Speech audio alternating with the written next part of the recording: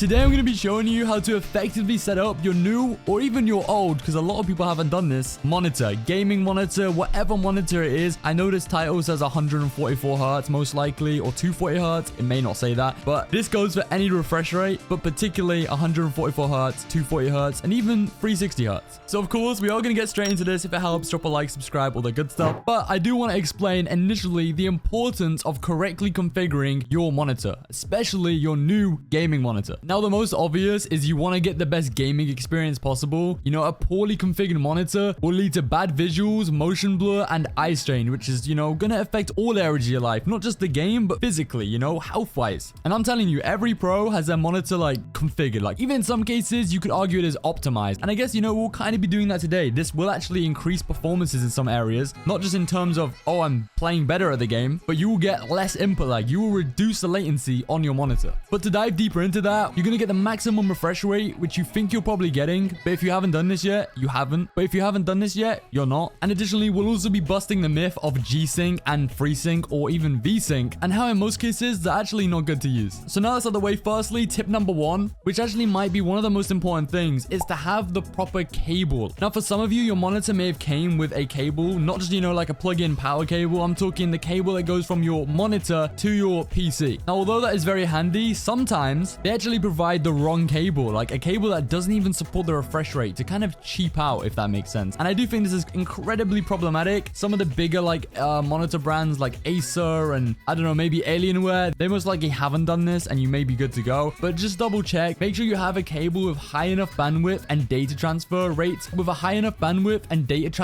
compared to, you know, your average HDMI. Your average HDMI isn't gonna cut it, and most like high-end monitors won't support this. But yeah, do not use a SCART cable. They're like, I can't remember the last time I had a monitor use a SCART cable, but if you're using that, don't use it. Now, in short, you can use pretty much either of these cables for 144 Hz or 240 Hz, and of course they will then work for any lower refresh rate monitors. That would be a DisplayPort cable, so also known as a DP cable, particularly a 1.2 DisplayPort, a dual link DVI-D, which is a little less common, or a HDMI, but not just any HDMI, a HDMI 2.0. The most convenient one for me, I've always used it's always worked, as a DisplayPort. You can use a DisplayPort, again, 1.2, a DP 1.2, 1.3, 1.4, or 2.0. Basically, the higher you go in terms of like 1.2, 1.4, 2.0, like you're gonna get basically better performance, if that makes sense. They'll provide significantly higher bandwidth than their older cables, and they'll support resolutions even up to 2K or 4K. But honestly, if you want to, you know, you're into competitive and you want to really get good at video games, I recommend using 1080p, and in this case, a 1.2 or HDMI 2.2 is completely sufficient. It works. And all of these, again, support even up to 360 Hz. I do want to make a disclaimer and just, you know, clarify that if you get a lesser cable, let's say a DP, I don't know, 1.4 opposed to maybe a DP.2.0, this could, for some of you that want to play at a higher resolution, affect your refresh rate. For example, a DP 1.4 can handle 1440p at 240 refresh rate, 240 Hz, or 4K at half of that, so, or essentially half of that, 144 Hz. And at an even bigger decrease, a HDMI 2.0 is limited to 1440p at 144 Hz and 4K at 60 Hz. And honestly, it is not worth trading a higher resolution for a low refresh rate. Never. In no situation, you'll get a lesser competitive advantage. It's just not worth it. But in conclusion, what we can draw from this is try and avoid the HDMI 2.0 just in case like it leaves room for upgrades in the future. You know, a DP 2.0, or even at minimum, you're going to be good with a DP 1.4 for most of you. And they're really, you know, not expensive. They're like the price difference between, you know, a HDMI 2.0 and one of these is very minimal. And I guess also we're going to get into it more, but it does support adaptive sync technology like G-Sync and FreeSync, where HDMI, even a 2.0, doesn't support that. Now, moving on, another very important tip. Let's assume you've got the right cable, okay? You've got the correct cable. You need to actually plug it into the right place on your PC. A lot of people don't learn this when they're either building a PC or they've, you know, they've bought a pre-built and they're buying monitors and stuff, because you kind of need a monitor, you know, to use a PC. A lot of people don't learn that you actually need to plug your monitor cable, so this DP cable, HDMI, whatever one you have, directly into your graphics card. Yes, so on the back of your, you know, your PC, there'll be a graphics card slot. I'll show it on screen. You want to plug it into here and not into your motherboard. Usually your motherboard will have some, you know, DP cable slots, some HDMI slots. Don't plug it in there. Plug it into the graphics card. When you plug it into the motherboard, I'm pretty sure it uses your CPU, which, you know, Fortnite is CPU intensive. Don't get me wrong. Most games are CPU intensive, but the GPU is specifically designed to handle graphically demanding tasks like gaming, video video editing, rendering, whatever it may be. So by connecting your monitor to the graphics card directly, you ensure it can handle all the,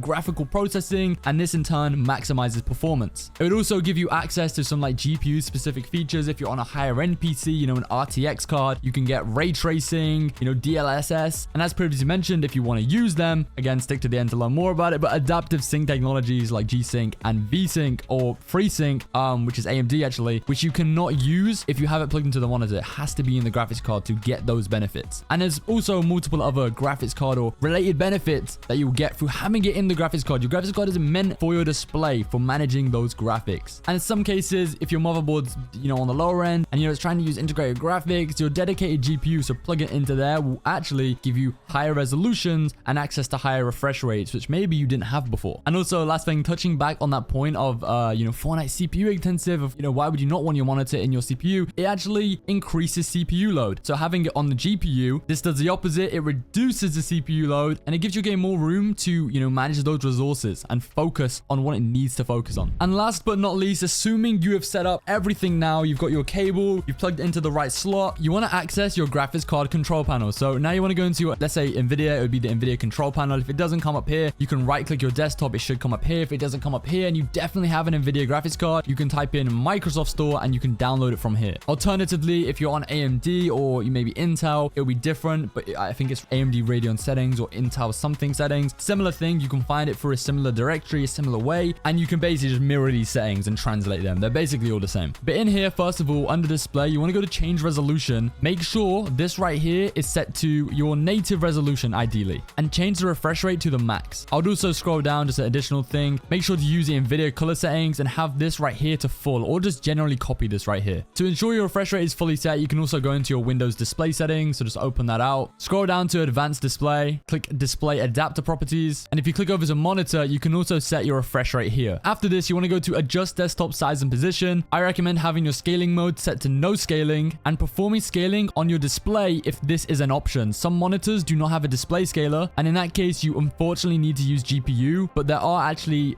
disadvantages to using GPU. Obviously, if you don't have display, there's nothing you can do to help it except to upgrade your monitor. But what this does, it's a difference of where the scaling happens. So GPU scaling, it will scale on your graphics card, so it handles the resizing of the image before sending it to your monitor. Now, as you can kind of, understand, it's got to go through like two things, it goes to your graphics card, then sends it from your graphics card to your monitor. And what this does is it creates a little bit of a delay. It induces input lag. Now, on the contrary, the best, as I've already mentioned, is display scaling. How that works is it performs all the scaling on the monitor itself, as you probably guessed. It bypasses the GPU in this case. The monitor's hardware handles everything on the display, and it introduces minimal input lag. It decreases your latency and that delay that was introduced that would have otherwise been introduced because, the GPU isn't involved in processing the scaling. The signal goes directly to your monitor. This is, of course, best for fast-paced gaming and is, crucial for responsiveness. Again, competitive play, you will literally get a competitive advantage through this in itself, and it's such a small change. And also, I just want to make this clear, you don't have to copy any of this down here. This actually says preview. Like, none of this is going to affect anything physically within your, your monitor. And although that is pretty much everything, there are some more settings that are very important. They will give you even less input delay, but you have to do them directly on your monitor yourself. So I can't show them now, or I'm not going to show them now. I've made a full video on this. You don't have to watch it, but if you want to get even more performance and squeeze even more out of your monitor, which if you spend your hard-earned cash, you definitely should, go and check out these because your monitor has onboard settings, which you can't change in Windows. You have to do it on the monitor itself. I've made a whole video on this. It's going to be linked down below if I remember, but if not, I did it like 2 months ago. You can find it on my channel. And yeah, it will be very, very helpful to you. But if you've watched this point, make sure to drop a like, subscribe. If you go to that video, drop a like, subscribe. And I hope everyone has an amazing day.